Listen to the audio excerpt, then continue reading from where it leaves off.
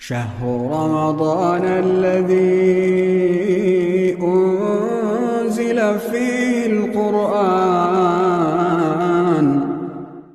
الحمد لله رب العالمين والصلاة والسلام على رسوله الأمين وعلى آله وأصحابه أجمعين وبعد. حنیف بھائی کون کون صورتیں پڑھی گئی تھی آج؟ سورہ ہود، پھر یوسف، پھر راہ. ٹھیک ہے، چلیے ہو گئی بات. اب دیکھیے سورہ ہود سے پہلے کون سورہ ہے امام صاحب؟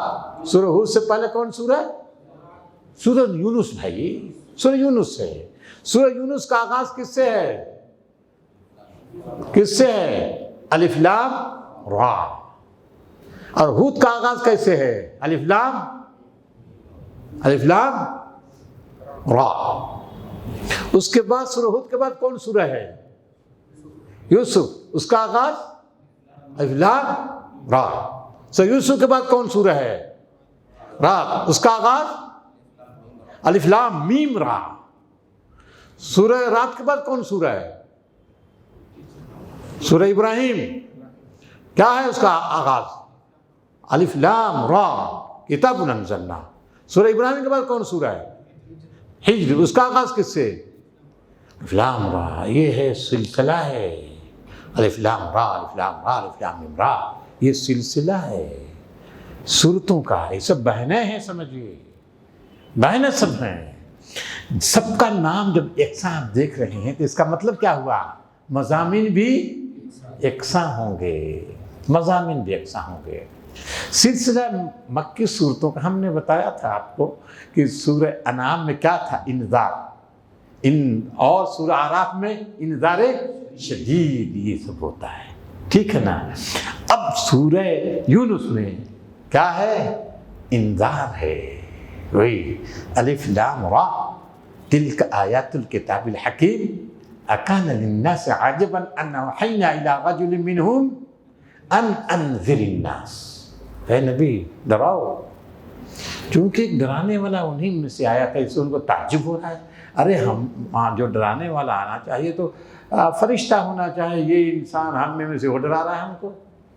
ہاں ہم اتنے ہیں، طاقتور لوگ ہیں، اقتدار ہم آیا ہم کو ڈرانے. ہم دنیا کو ڈراتے ہیں صاحب، ہم دنیا کو ڈراتے ہیں، چلا ہے ہم کو ڈرانے کے لیے. تو یہ ہے دیکھیے سورہ یونس. اس میں اور پھر سورہ یونس میں انذار کے ساتھ ساتھ جو دلائل دیے ہیں توحید کے دلائل ہیں مختلف انداز سے. ایک دلیل ہم نے دی تھی آپ کو کل، ایک سمجھایا تھا ایک دلیل آپ کو. اب یہ جو ہے اس کے بعد سورہ ہود ہے. سورہ ہود میں بھی انذار ہے. انذار کا لب و لہجہ بڑھا ہوا ہے. انذار کا لب و لہجہ بڑھا ہوا ہے. اور سورہ ہود میں انبیاء کی تفصیلات بیان کی گئی ہیں. اور وہاں انبیاء کے قصے میں یہ پہلو ابھرا ہوا ہے. تمام انبیاء نے اپنے زمانے میں اپنی اپنی قوموں کو ڈرایا تھا، لیکن ان قوموں نے انبیاء کے انذار کی پرواہ نہیں کی. نتیجہ کیا ہوا؟ عذاب آ گیا اور ان کو صفحہ ہستی سے مٹا ڈالا گیا. یہ ہے دیکھیے اس میں. اور یہ پہلے بڑھا بھرا ہوا ہے. جب عذاب آیا تو مسلمانوں کو، اہل ایمان کو بچایا گیا، اور جو اہل ایمان نہیں تھے وہ نیست نابود کر دیے گئے. اور خصوصیت کے ساتھ یہ پہلو ابھرا ہوا ہے احمد بھائی، یہ پہلو ابھرا ہوا ہے کہ نسب خاندان بے معنی ہے.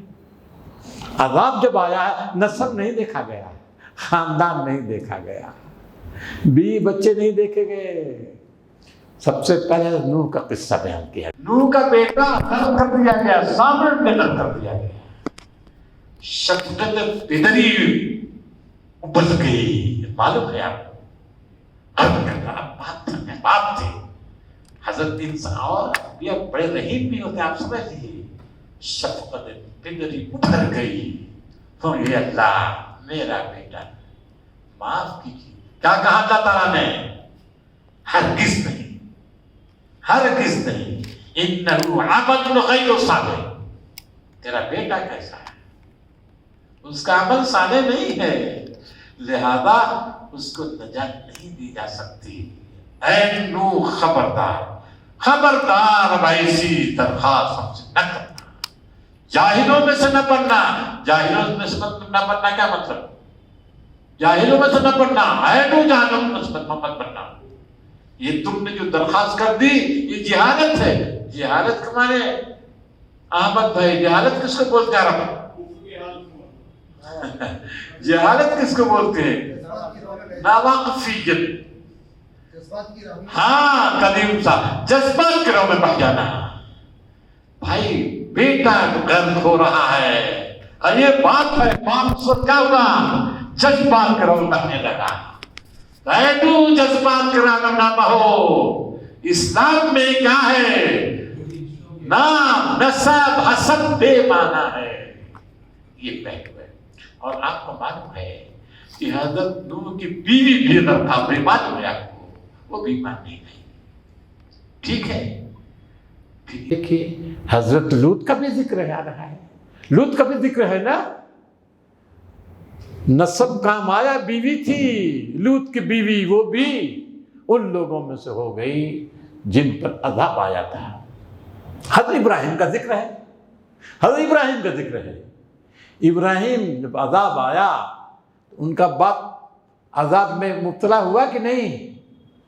بولیے۔ اب دیکھیے نام و نسب نہیں، نہ نسب، چاہے باپ کا نسب ہو، بیٹے کا نسب ہو، بیوی کا نسب ہو، یہ بے معنی چیز ہے اسلام میں، یہ کوئی حیثیت اس کی نہیں ہے۔ اگر ایمان لاتا ہے کوئی، چاہے نسب کوئی نسب رکھتا ہو، کالا ہو، گورا ہو، حبشی ہو، افریقی، کوئی بھی نسب رکھتا ہو، ایرانی ہو، تورانی ہو، اسلام لے آتا ہے تو کیا ہو گیا؟ بھائی ہو گیا، نبی کا ساتھی ہو گیا۔ سلمان فارس کا رہنے والے جی، بلال حبش کے رہنے والے جی، سہیل روم کے رہنے، لیکن کیا ہے، کیا ان کا مقام و مرتبہ آپ کو معلوم ہے؟ تو گویا کہ یہ سورہ بتا رہی ہے نام و نسب جو ہے بے معنی شے ہے۔ قریش کو تنبیہ کی جا رہی، عذاب جب آ جائے گا کوئی تم کو بچا نہیں سکتا۔ اب آپ دیکھیے سورہ میں، سورہ ہود میں ایک پہلو اور بھی ہے جو بیان کیا ہے۔ حضرت شعیب نے جب دعوت دی ہے، توحید کی اور پھر اعمال کی، تو قوم نے جو کہا کہ ہم تمہارے دین کو نہیں مان سکتے، کیا تمہاری نماز اصلاتک تأمرک ان نترک ما یعبد آباؤنا او ان نفعل فی اموالنا ما نشاء، کیا تمہاری نماز اس بات کا بھی حکم دیتی ہے کہ ہم غیر اللہ کو چھوڑ دیں اور ہم اپنے مال کے تقسیم میں، مال کے خرچ کرنے میں آزاد نہ ہوں؟ تو بھیا ایسا دین ہم کو نہیں چاہیے، ہم کو تو آزادی چاہیے۔ کیا سمجھا آپ نے؟ نماز اگر کوئی پڑھتا ہے تو اس کا مطلب کیا ہے؟ نماز کس چیز کی علامت ہے؟ توحید کی۔ شرک، جو نمازی ہے وہ شرک نہیں ہو سکتا، نماز بھی پڑھو شرک کرے ایسا نہیں ہو سکتا۔ اور شعیب نے سمجھا ہے کہ ارے بھائی نماز کا مطلب یہ ہے کہ ہم سارے شرک جتنے معبودان بات ہے سب کا ہم انکار کرنا پڑے گا، تو بھیا ہم ایسا نہیں کریں گے، بولی ہے نا۔ اور نمازی حکم دیتی ہے کس چیز کا؟ کہ مال میں بھی تم آزاد نہیں ہو۔ آپ جانتے ہیں کہ جہاں اقامت صلاۃ کا ذکر ہوتا ہے وہیں ایتاء زکوٰۃ جی، نماز کے ساتھ کیا ہے؟ ایتاء زکوٰۃ ہے۔ نماز کس کا حق ہے بولیے آپ؟ خدا کا۔ اور ایتاء زکوٰۃ کس کا حق ہے؟ بندوں کا۔ انہی دونوں اعمال سے انسان نجات پاتا ہے۔ ایسا نہیں ہے نماز خوب پڑھے، نماز پڑھنے کے بعد بالکل اللہ سے اس کا اللہ لگ جائے، سمجھے کہ اب ہم دنیا سے کیا ہو گئے، بے تعلق، کوئی بات نہیں، ایسا نہیں، وہ نماز ہی نہیں ہو سکتی۔ نماز وہی نماز ہے جو اللہ سے بھی رشتہ جوڑتی ہے اور اسی کے ساتھ اس کے بندوں سے بھی رشتہ جوڑتی ہے۔ سورہ آ گیا، مکی سے تو بہت زیادہ پایا گیا، بہت سارا، وہ قیامت کے دن جو وہ آئیں گے نا دونوں دوزخیوں میں جنتیوں میں مکالمہ ہوگا، پوچھیں کیوں دوزخ میں گئے؟ قالوا لم نکو من المصلین ولم نکو نطعم المسکین، ہم نے کھانا بھی نہ نماز پڑھتے نہ کھانا کھلاتے تھے۔ اور وہ تو مشہور سورہ ہے احمد بھائی، ارأیت الذی یکذب بالدین فذلک الذی یدعو الیتیم، اس کے بعد فویل للمصلین، ویل ایسے نمازی کے لیے نماز پڑھتا مسکین کا حق نہیں ادا کرتا۔ گویا کہ ایسے نماز ویل ہے، ویل تباہی ہے، وہ نماز ہی نہیں ہے۔ نماز کی روح تو یہ ہے کہ اللہ کے حقوق ادا کیا جائے اور اسی کے ساتھ اس کے بندوں کا حقوق بھی ادا کیا جائے۔ اگر اللہ کے حقوق نہ ادا کیے جائے تو نماز ہی نہیں ہے۔ انسان کی بڑی کمزوری ہے کمزوری یہ ہے جب اللہ کا حق ادا کرتا ہے ہم تو اللہ والے ہو گئے، اللہ والے عموماً بندوں سے رخ پھیر لیتا ہے، بندوں سے ایک دم چھوڑ دیتا ہے بندوں کو، اور جو بندوں میں خوب فیاضی سخاوت کرتا ہے تو وہ یہ سمجھتا ہے ہم تو بندوں کا اللہ کے بندوں کا حق تو ادا ہی کر رہے ہیں، اب کیا اللہ بخش دے گا؟ ارے نہیں ایسا نہیں ہے، بندوں کا حق بھی ادا کرنا ہے اور اللہ کا بھی حق ادا کرنا ہے۔ ان دونوں کی حقوق کی ادائیگی ہی میں نجات ملے گی، ورنہ نہیں۔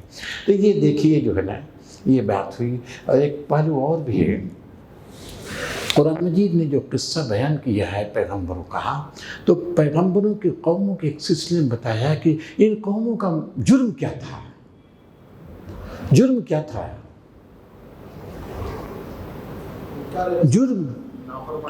ہاں وما ظلمناہم ولیکن کانوا انفسہم یظلمون، ہر جگہ جرم یہ کہ ظلم کیا انہوں نے۔ کس پر ظلم کیا؟ اللہ پر ظلم کیا، اس کے بندوں پر ظلم کیا، اپنے اوپر ظلم کیا، اپنے معاشرے پر ظلم کیا، سب پر انہوں نے ظلم کیا ہے۔ لہذا اب دیکھیے حق ان کے ظلم کے مقابلے میں کیا ہے؟ حق۔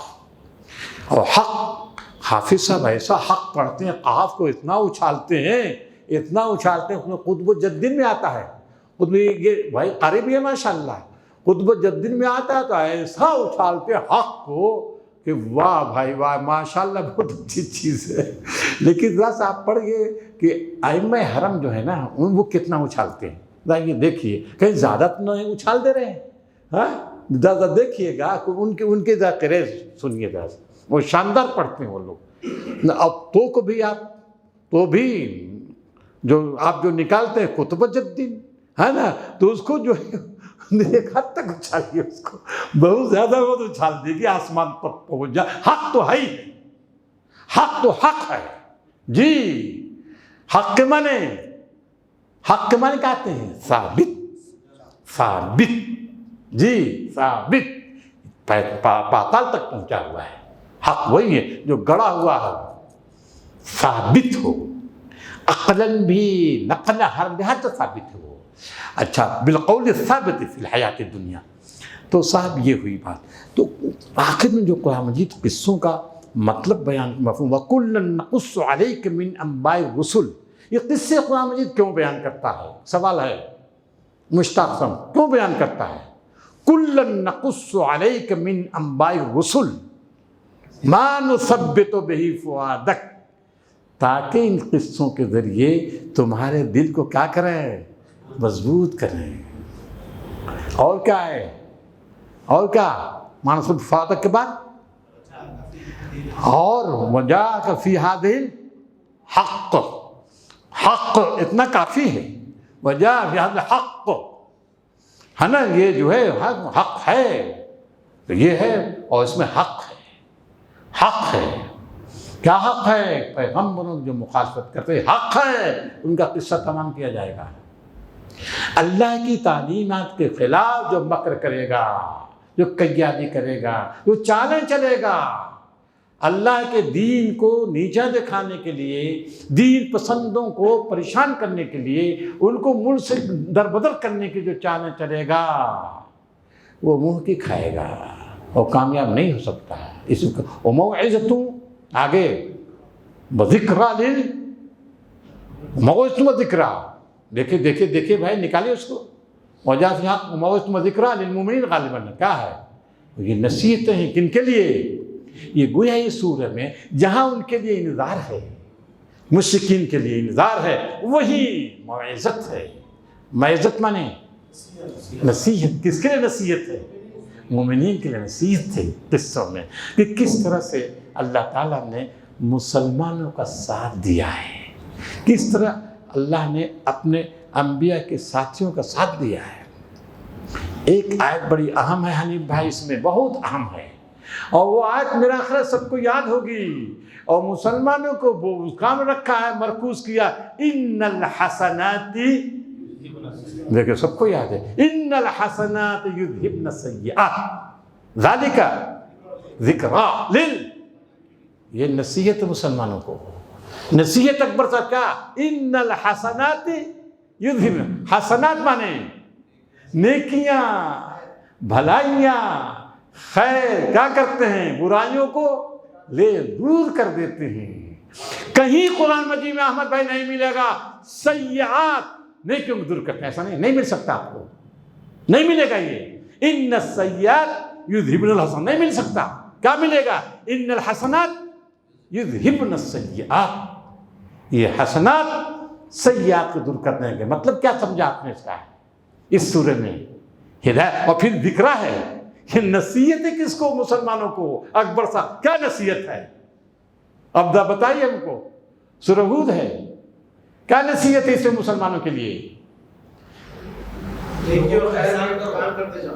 دیکھیے عفیف صاحب سمجھ گئے، عفیف صاحب پا گئے، اکبر صاحب عفیف صاحب پا گئے کہ مسلمانوں تمہارا کام یہ ہے، ادھر تو ظلم ہو رہا ہے، بربریت ہو رہی جی، تم کو پریشان کیا جا رہا ہے، پوری کوشش ہو رہی ہے کہ مکہ سے ان کو نکال باہر کر دیا ہے، بالکل پوری کوشش ہو رہی ہے، پوری کوشش ہو رہی ہے کہ مسلمانوں کو برباد کر دیا جائے، مگر مسلمانوں رد عمل کا اظہار نہیں ہونا چاہیے۔ ان الحسنات، نیکیاں برائیوں کو دور کریں گی، یعنی تم ان کے ساتھ ان کے برائی کا بدلہ برائی سے نہ دینا، ادفع باللتی ہی احسن، ان کی برائیوں کا بدلہ بھلائیوں سے دینا ہے، برائیوں کا بدلہ برائیوں سے دینا، گالی کا بدلہ گالی سے دینا، یہ کبھی مؤثر حربہ نہیں ہو سکتا۔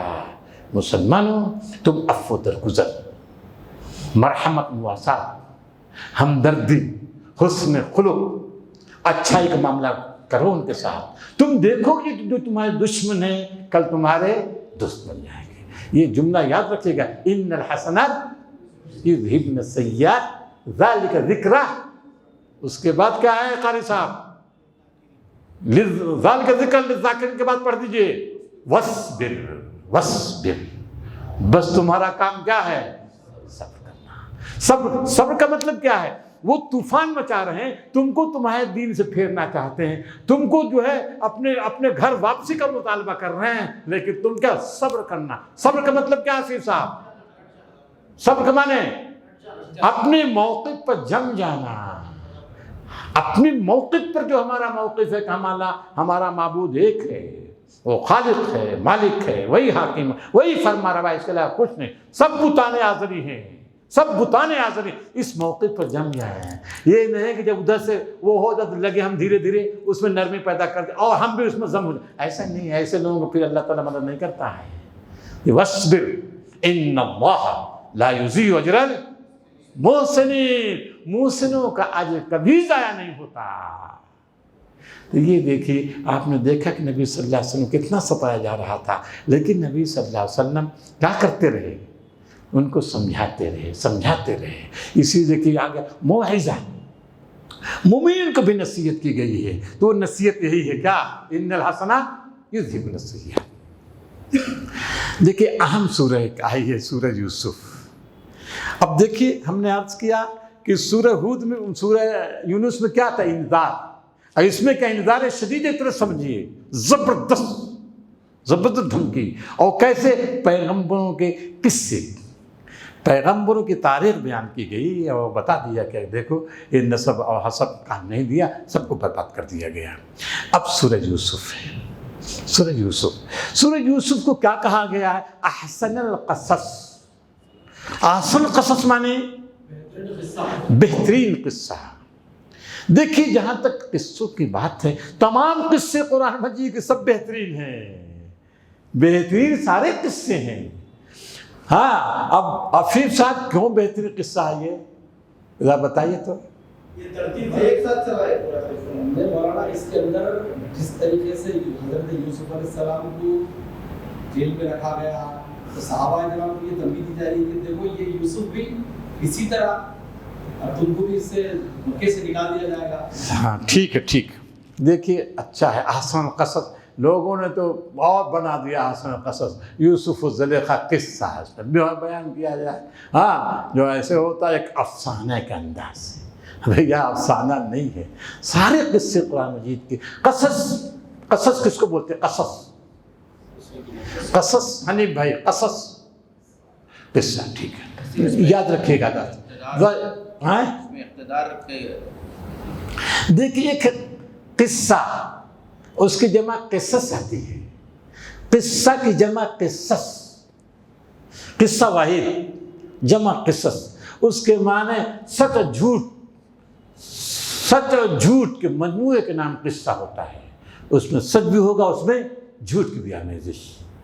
اس کا نام کیا ہے؟ قصہ. اور اس کی جمع کیا ہے؟ قصص. قصص قاف و زیر. اور قصص کیا ہے؟ قصص میں جھوٹ کی آمیزش نہیں ہوتی. قرآن مجید جو ہے، آپ سورۃ القصص ہے، سورۃ القصص ہے، قصص ہے، یعنی اس کو جھوٹ کی آمیزش نہیں ہے. کہیں بھی آپ ہمیں قصص نہیں پائیں گے. انبیاء قصوں میں قصص نہیں پا سکتے آپ. کہاں کیا ملے گا؟ قصص. قصص کے معنی سچے واقعات، جھوٹے واقعات نہیں ہیں. اب دیکھیں گے قصص الانبیاء ہے نا، قصص الانبیاء انبیاء کے سچے واقعات. اگر قصص الانبیاء ہے تو اس کا مطلب کیا ہے؟ قصص الانبیاء میں یوسف زلیخا قصہ. آپ سمجھ جائیے کہ اس میں کیا ہے؟ آمیزش ہے، افسانہ بنا دیا گیا ہے. سمجھ جائیے. اگر کسی نے رکھ دیا نام کیا؟ قصص الانبیاء، اور اس میں کس کا ذکر؟ یوسف اور زلیخا کا نمک مرچ میرا خوب لکھ دیا ہے. سمجھ جائے کیا یہ قصص ہے، جھوٹ کی آمیزش ہے. یا حضرت سلیمان اور بلقیس کا قصہ تفصیل کے ساتھ نمک مرچ ملا کر بیان کر دیا گیا ہے. وہ کیا ہے؟ قصص. بالکل قصص. لیکن قرآن مجید جو بیان کرتا ہے قصص نہیں بیان کرتا ہے. کیا بیان کرتا ہے؟ قصص. بات واضح ہو گئی ہے، یہ سمجھ گئے آپ لوگ. احسن القصص کیوں کہا گیا؟ اب یہ ہے یہاں سورہ یوسف میں یقیناً احسن قصص کہا گیا ہے. تو اب احسن قصص کے معنی کیا ہے؟ بہترین پیرائے بیان، بہترین انداز بیان ہے. بہترین انداز بیان تو ہر جگہ ہے، لیکن آپ دیکھیں کہ ایک پوری سورہ ہے، شروع سے لے کر آخر تک پوری تاریخ رکھ دی گئی حضرت یوسف کی، عروج و زوال کی. ٹھیک ہے، یہ ایسا نہیں کچھ حصہ اس سورہ میں، کچھ حصہ ہے اس سورہ میں، کچھ حصہ اس سورہ. جیسے حضرت موسیٰ قصے میں دیکھتے ہیں آپ، ہے نا، ایک جگہ نہیں. سب پورے قرآن مجید میں کہیں حصہ کچھ تھوڑا بیان کیا، پھر دوسری جگہ تھوڑا بیان کیا، پھر تیسری جگہ بیان کرتا ہے نا. آدم علیہ السلام اسی طرح. لیکن یہاں کیا ہے؟ یہ پیرائے بیان ہے تو شروع سے لیا ہے بالکل. اور خاص دو تین سب ایک منظر. پھر اس کو کیا بولتے ہیں آپ لوگ؟ پردہ سینی پر کیا بولتے ہیں اس کو؟ پھر پردہ گرتا ہے، پھر دوسرا، پھر پردہ گرتا، کیا بولتے ہیں اس کو؟ سیریل تو ہے. یہ سیریل جو ایک پردے کا پھر کھینچ دیتے ہیں، دوسرا آ جاتا ہے. کیا بولتے ہیں اس کو؟ بہرحال تک چلیے، انٹرول نہیں، بہرحال چلیے، آپ لوگ سمجھ گئے بات کو. اس طرح سے انداز، یہ انداز ہے. اور آپ کو میں بتاؤں، سید قطب لکھ دیا مسرحیہ، بہترین مسرحیہ. مسرحیہ کس کو بولتے ہیں؟ مسرحیہ جو کہتا ہے قرآن مجید کے مسرحیہ، اس سے بہتر جو ہے انسانی دماغ تخلیق ہی نہیں کر سکتا. یہ مسرحیہ کہتے ہیں جو ڈرامہ ہوتا ہے نا، ایک خاص معنی میں. تو اب اس کو ہم قرآن مجید ڈرامہ تو نہیں کر سکتے، لیکن سید قطب شہید نے کہا کہ جو ڈرامہ معیاری جو ڈرامہ نفسیاتی ہوتا ہے وہ بھی اس کا مقابلہ نہیں کر سکتا. ایک قصہ کہاں لے جا کر کہاں چھوڑ دیا. پھر پھر آگے دوسرا قصہ، پھر دیکھے جاتے پھر ایک تیسرا قصہ، پھر وہاں جا کر پھر چوتھا قصہ. یہ ہے پہلا بیان اس کا. بہترین انداز بیان ہے قرآن مجید میں. بالعموم قصے کے اندر یہ چیز نہیں پائی جاتی. اس بنیاد پر حضرت یوسف کے قصے کو احسن قصص سے تعبیر کیا گیا ہے.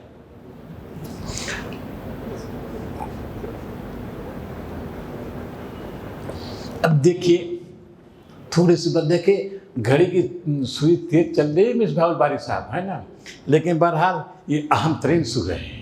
ہم چلیں کچھ دیر تک چلیں گے، لیکن ہم سوچتے کون سا پہلو ہم لیں کون سا چھوڑا. یہ تمام پہلو سے حسین ہے صاحب. یہ کون ہے؟ ظاہر ہے وقت کی پابند تو ہے نا، مقبول سے وقت کی پابند ہر شے غلام، وقت کی ہر شے غلام ہے نا صاحب، مقبول صاحب. تو بہرحال اب دیکھیے کچھ. اچھا یہ بتائیے انہوں نے خواب دیکھا تھا؟ کیا دیکھا تھا خواب؟ کیا دیکھا تھا؟ انی رأیت 11 کوكبا والشمس والقمر رأیتمونی ساجدین. میں نے 11 ستارے دیکھے، سورج چاند کو دیکھا. کیا دیکھا؟ کہ وہ سجدہ کرتے. تو کون سجدہ کرنے والے کون کون ہیں حنیف صاحب؟ ماں، باپ اور بھائی، یعنی 11 ستارے، سورج، چاند. ٹھیک ہے نا؟ یہ سجدہ بالعموم لوگوں نے یہ لکھ دیا ہے حنیف بھائی، بالعموم لوگوں نے لکھ دیا ہے. سجدہ گزاروں میں بھائیوں کے ساتھ ساتھ ماں باپ بھی ہیں. ارے یار ماں باپ جھکیں گے، اور ماں باپ کون ہے؟ حنیف بھائی باپ کا نام کیا ہے؟ حنیف بھائی بولیں گے حنیف بھائی باپ کا نام کیا ہے؟ ارے یوسف کے باپ کا نام، ارے جانتے ہیں یا باپ؟ ہاں بس یعقوب آپ جانتے ہیں. یعقوب کون؟ یعقوب کون؟ پیغمبر ہے وقت کا، غیر معمولی پیغمبر ہے. ایک پوری قوم اس کی جانب اپنے آپ کو منسوب کر رہی ہے، بنی اسرائیل. اسرائیل انہیں کا لقب ہے نا.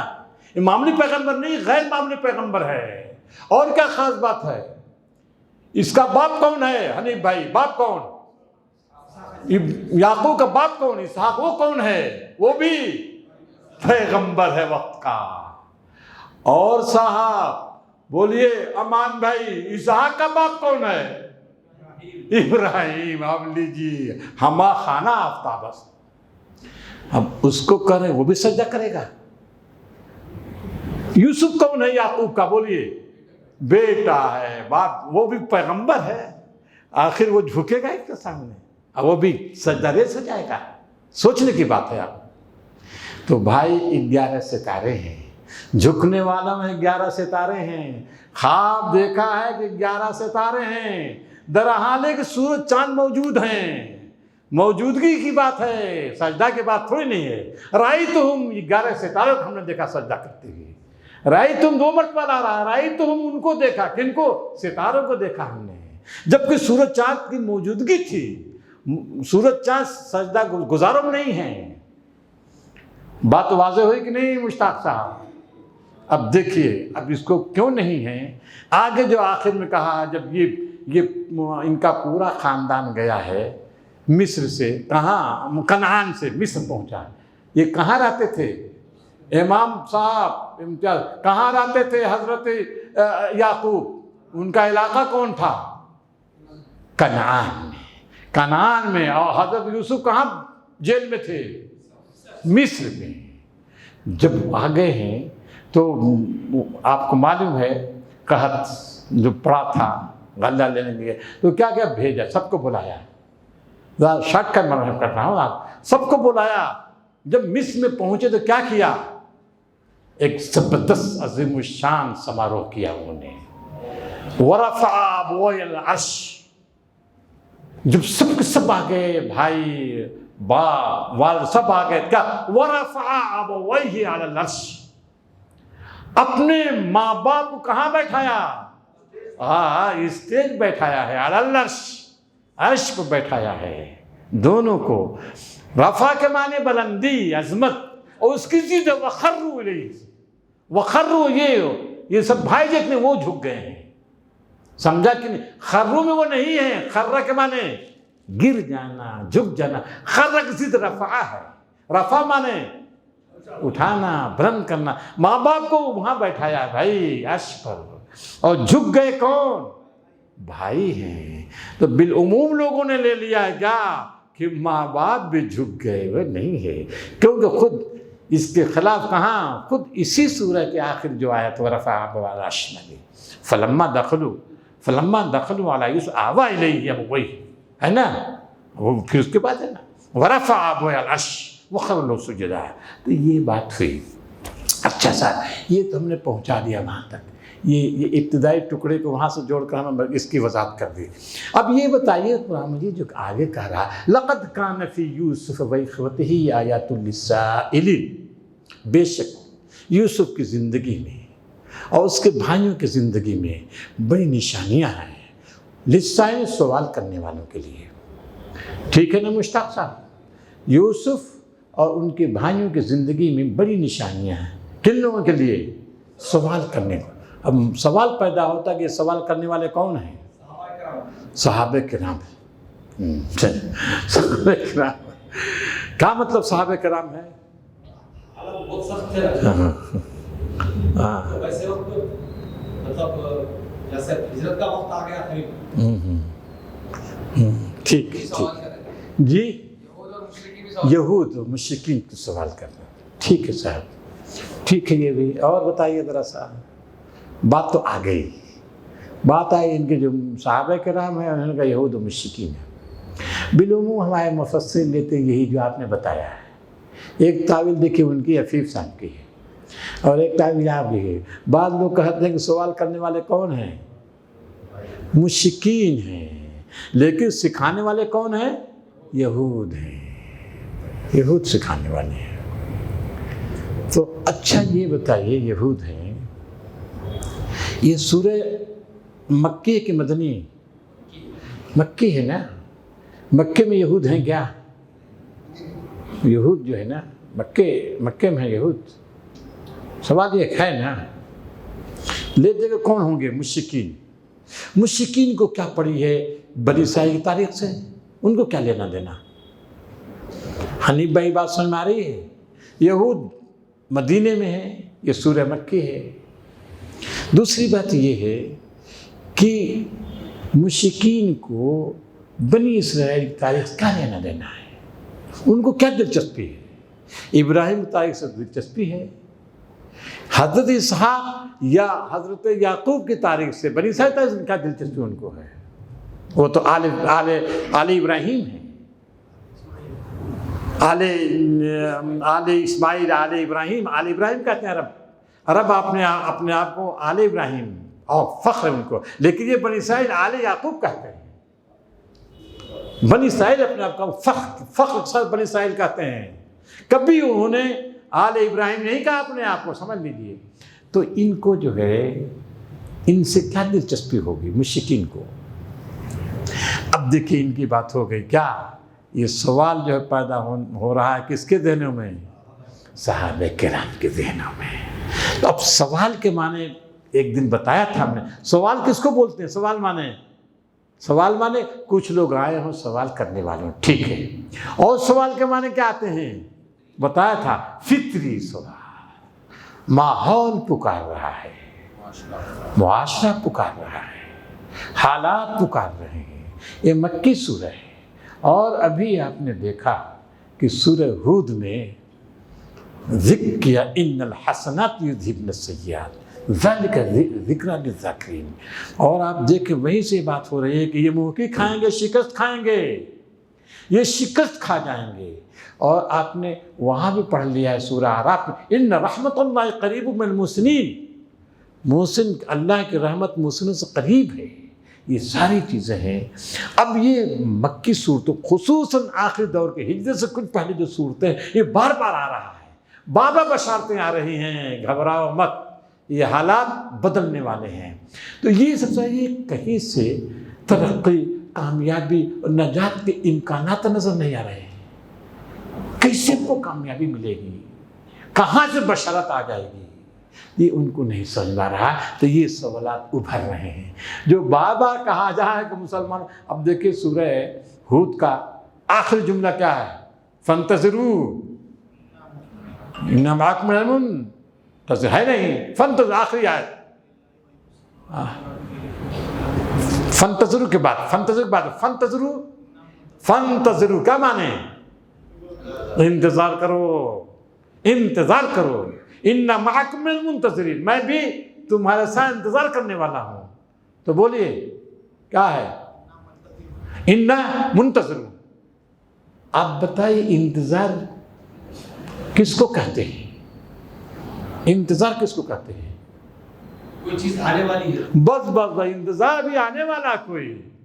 کہا فنتظرو، انتظار کرو، میں بھی انتظار کر رہا ہوں. یعنی کوئی آنے والا ہے، جلد ہی آنے والا ہے. یہ ہے نا اس میں سورہ آخر میں ہے سورہ ہود. یہ اب سوال کیا کہاں ہے؟ کچھ تو کہاں آ رہا ہے کس کا انتظار؟ بولیے کہیں امکانات تو ہے نہیں، ہر طرف تاریکی چھائی ہوئی ہے اور ان کا یہ منہ کھولے ہوئے ہیں ہاں کہ یہ کب نگل جائے ان کو پورے طور پر. تب یہ خاص کوئی روشنی تو نظر نہیں ہے، تاریکی ہے، گھٹا ٹوپ اندھیرا ہے. تو ایسے میں جو ہے سورہ نازل ہو رہی ہے اور پورا آخر تک کہ کیا ہوا؟ ہجرت ہوئی نا، ہجرت ہوئی. نبی صلی اللہ علیہ وسلم کہاں گئے؟ ہجرت میں کہاں گئے؟ مدینے میں بعد میں گئے. ہجرت کرنے میں کہاں گئے؟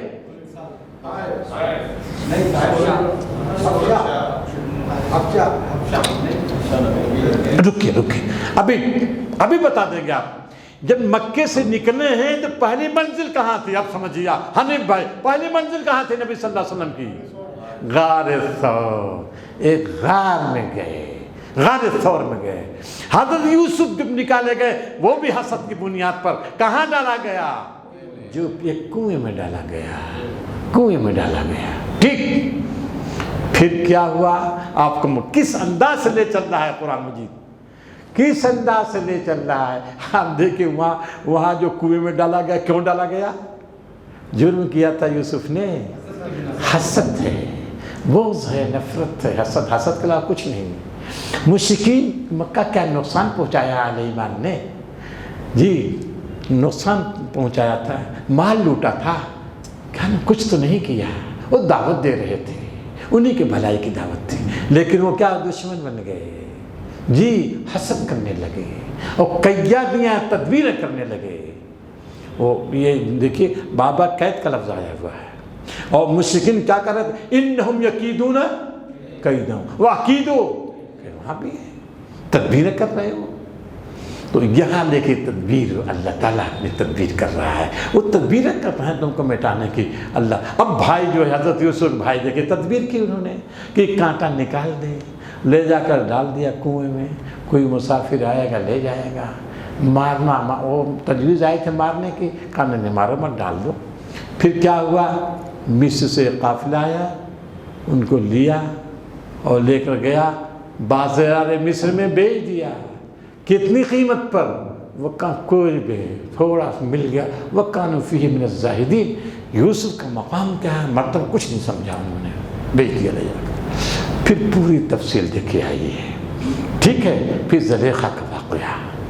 اب حافظ صاحب دیکھیے وَلَقَدْ هَمَّتْ بِهِ وَهَمَّ بِهَا لَوْلَا أَن رَأَى بُرْهَانَ رَبِّهِ كَذَلِكَ لِنَصْرِفَ عَنْهُ السُّوءَ وَالْفَحْشَاءَ إِنَّهُ مِنْ عِبَادِنَا وَاسْتَبَقَ الْبَابَ وَقَدَّتْ قَمِيصُهُ مِنْ دُبُرٍ وَأَلْفَ يَا سَيِّدَهَا لَدَى الْبَابِ قالت ما جزاء من اراد به الرسول الا ان يجزى عذاب اليم. پھر اس کے بعد قال هي راودت عن نفسه شاہد من اہلها. اس کے بعد دیکھیے ان کا نہ قمیص، آپ قمیص پر رکتے رہے ہر بار. ان کا نہ قمیص رک گئے. ارے یار ابھی جملہ پورا نہیں ہوا، کیوں رکے آپ؟ 3 مقام ہر جگہ رک گئے آپ اس پر. چونکہ میں مفہوم بھی جانتا ہوں نا. آپ نہیں سمجھتے مجھ کو کتنی تکلیف ہوتی ہے، آپ یقین جانیے، کیونکہ میں مفہوم سمجھ رہا ہوں نا. آپ رک گئے یعنی یہ سر ہی کاٹ دیا، جملے کا سر الگ دھڑا کر دیا. تو آپ بتائیے خراب لگے گا نہیں؟ ان کا نہ قمیص ہو، ارے ان کا نہ قمیص ہو کیا مطلب؟ اگر ان کی قمیص رک گئے، آپ سانس توڑ دیے. کیوں ساتھ میں قد من قبل آگے لے جا رہے ہیں؟ تو یہ جملے میں جو ہے یہ دیکھنا چاہیے کہاں رکے ہم. ابھی اسی میں ہم نے وَلَقَدْ هَمَّتْ بِهِ بتایا آپ نے.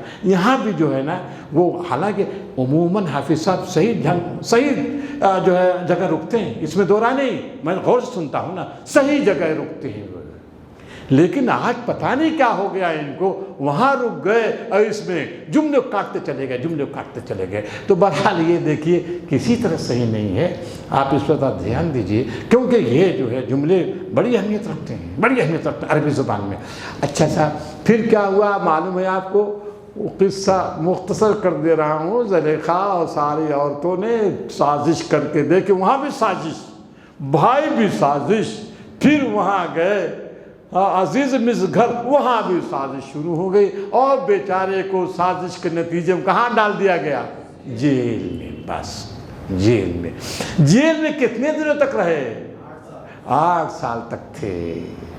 8 سال تک تھے جیل میں. کیا کرتے رہے؟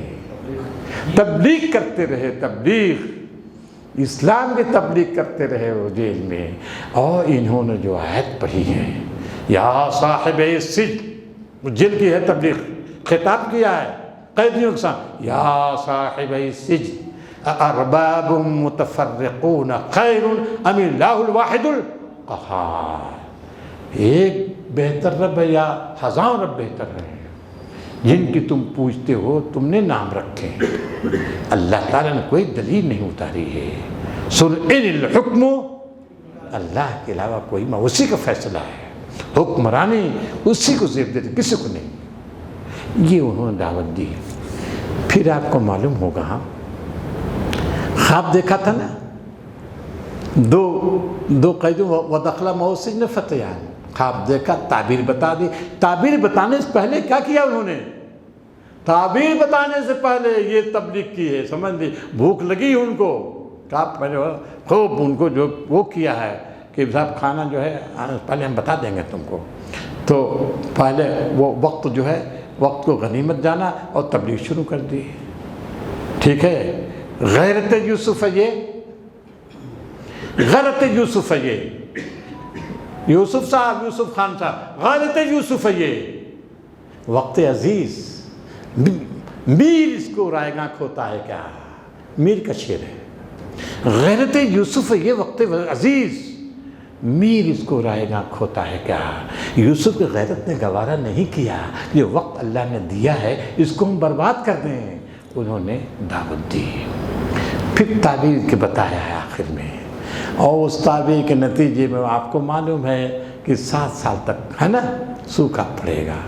سب دیکھیں اس کا چرچا ہوا ہے. برقع سوکھے کے نتیجے وہ جب وہ بادشاہ نے خواب دیکھا تو وہاں تو تعبیر جو ہے دو قیدیوں کے بتائی تھی.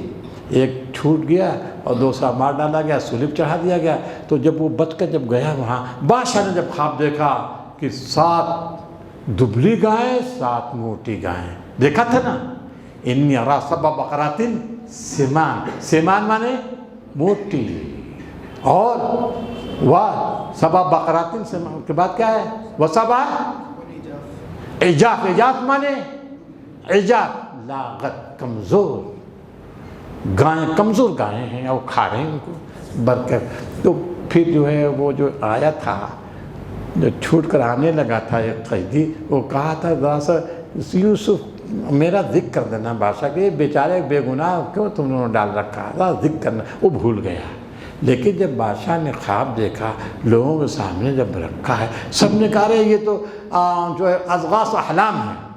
اضغاث احلام مانے خواب پریشاں ہیں. تو آدمی دیکھتا ہے کیا بات ہے، یہ خواب پریشاں ہیں. زیادہ یہاں تک کھا لو گے تو خواب ہی دیکھو گے، الٹا سیدھا خواب دیکھتے ہو، خواب پریشاں تھا، کوئی خواب بات نہیں. تو وہ جو وہاں تھا جیل میں، جس نے دیکھا تھا، جس کے تعبیر کے نتیجے میں اس کو رہائی ملی تھی، تو وہ ارے نہیں یوسف میرا دوست وہاں بھیجو، وہ تعبیر خوب جانتا.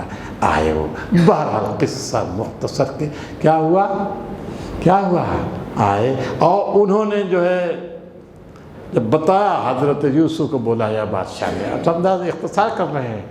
بادشاہ نے بلایا اور پھر بادشاہ نے کیا کہا، ان سے گفتگو کی. گفتگو کرنے کے بعد کہا کہ یہ شاندار آدمی ہے. یہ کیا ہے؟ امین ہے. امین ہے. امین مانے جی، امین مانے امانت دار ہے. علیم ہے امین ہے، اس کو کافی تجربات ہیں، لہذا کیا کیا ان کے حوالہ کر دیا، ٹھیک ہے نا، حوالہ کر دیا، کس کو حوالہ کیا، کس کو، خزانے کو، صرف وزیر خزانہ بنایا ہے منیف صاحب، صرف وزیر خزانہ ہے کیا، ارے پورا ملک، خزانہ کیا پورا ملک، پورے ملک، یتبوأ من حیث یشاء، قرآن مجید جو کہہ رہا ہے یتبوأ من حیث یشاء، وہ جہاں چاہے رہے، کوئی اس پر پابندی نہیں تھی، تو یہ پورا ملک ملا ہے، یہ مطلب نہیں ہے کہ ان کو صرف ایک محکمہ دے دیا گیا ہے، جی وزیر خزانہ بنا، یہ بات نہیں ہے بھائی، پورا ملک دیا گیا ہے مقبول صاحب، کہ وہ جا کر باطل کی چاکری کرنے لگے تھے، بولیے اس میں جا کر ایک پوسٹ لے لیا تھا اور سب نظام چل، نہ یہ نہیں ہے، وہ فرما، کیونکہ اگر یہ لے لیں آپ یوسف صاحب تو وہ جو وہاں تقریر ان الحکم الا للہ، انہوں نے تقریر کی ایک ہی فرما رہا، ایک رہے گا، پھر جا کر چاکری کا کمال ہے، یہاں تقریر انہوں نے یہ کی ان الحکم الا للہ،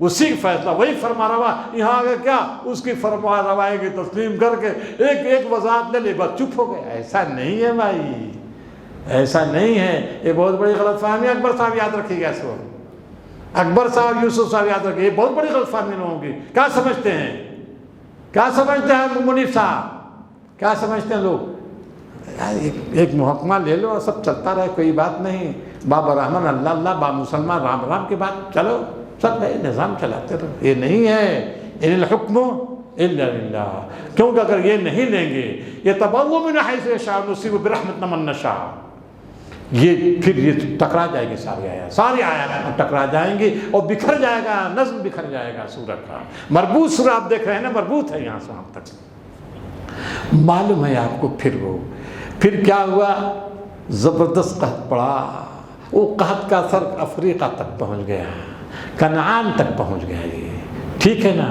اور جب پہلا کام انہوں نے یہ کیا تو میں بتا دوں آپ کو کہ مصر وغیرہ کا پورا انہوں نے وہ جو زمین کی پیمائش کی تھی، پہلے بھی بتا چکے ہیں، زمین کی پیمائش کی، زمین کی پیمائش کے بعد مردم شماری کی انہوں نے، پورے مردم شماری کی، کیونکہ 7 سال ہے نا، جب مردم شماری کی کتنا غلہ دینا ہے، آپ پھر وہ اب دیکھیں یہ جملہ وہاں سے نکل رہا، یہ آیت کسی ترجمہ کارڈ بنا ہوا ہے، کارڈ، یہ اس وقت کے لحاظ سمجھانے کے لیے ہم کر رہے ہیں، جی راشن کارڈ بنوایا ہے، کیسے مانا، انہوں نے کہا نا کہ یہ دیکھو یہ جو تم نے لکھایا ہے نا، اتنے افراد ہیں، لے کر آنا، تب ملے گا غلہ، نہیں ملے گا، اس کا مطلب کیا ہے، سب کا اندراج تھا، سب کا اندراج تھا، اور وہ کہ اتنی یونٹ پہ اتنا غلہ دیں گے ہم تو ہمارا اتنے دنوں تک چلے گا راشن، سمجھ گئے کہ نہیں آپ، دونوں کی پیمائش، ایک تو زمین کی پیمائش کی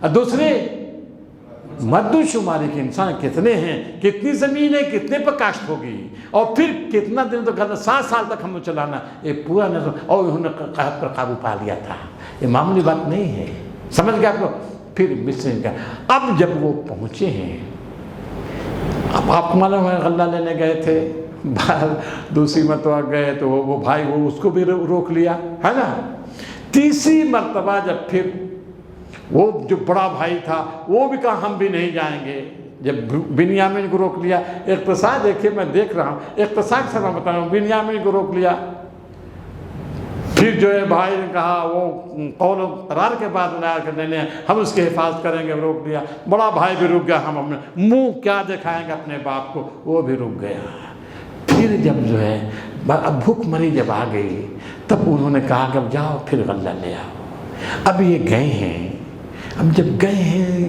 کسپرسی کے ساتھ گئے ہیں، اور اب ان کے پاس جو تبادلے کی رقم پوری نہیں ہے، انہوں نے مفت نہیں دے رہے تھے، آپ سمجھ لیجئے، مفت راشن نہیں دے رہے تھے، وہ باقاعدہ جو ہے کچھ نہ کچھ لیتے تھے، تھوڑا کچھ نہ کچھ ضرور لیتے تھے، مفت کھائیں گے تو پھر وہ سب کسی لائق نہیں رہے گی قوم، سمجھ لیجئے گا، مفت خور کسی لائق نہیں رہتی ہے، جو قوم مفت خوری کی عادت ہو جاتی ہے تو اب وہ کیا کرے گی دنیا میں، بھائی کچھ کر سکتی ہے، نہیں کر سکتی، کر ہی نہیں سکتی، آپ دیکھیں سیاسی اعتبار سے دیکھیں جو مفت خوری کی عادت جن کی ہو گئی ہے، وہ کہاں چلے جا رہے ہیں، کس کے ساتھ ہو جا رہے ہیں، ان کے اندر کوئی غیرت نہیں رہتی، بہرحال وہ پہنچے، اب پہنچے وجئنا ببضاعۃ مزجاۃ، کہا کہ اے بادشاہ ہماری بری حالت ہو گئی ہے، بہت مسن و ظلم، ہم کو بہت تکلیف ہوئی ہے، فقر و فاقہ کی نوبت آ گئی ہے، اور تبادلے کا رقم بھی نہیں ہے، وجئنا ببضاعۃ مزجاۃ، مختصر سے رقم لے آئے ہیں،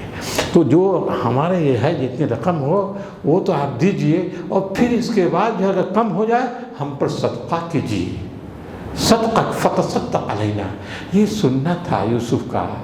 اب یہ سمجھ کے اولاد یعقوب، خاندان یعقوب اس مقام تک پہنچ گیا ہے، اس مقام پر کہ بھوک مری اور کرے فتصدق، صدقہ دیجیے، بادشاہ اے عزیز ہم کو صدقہ کرو۔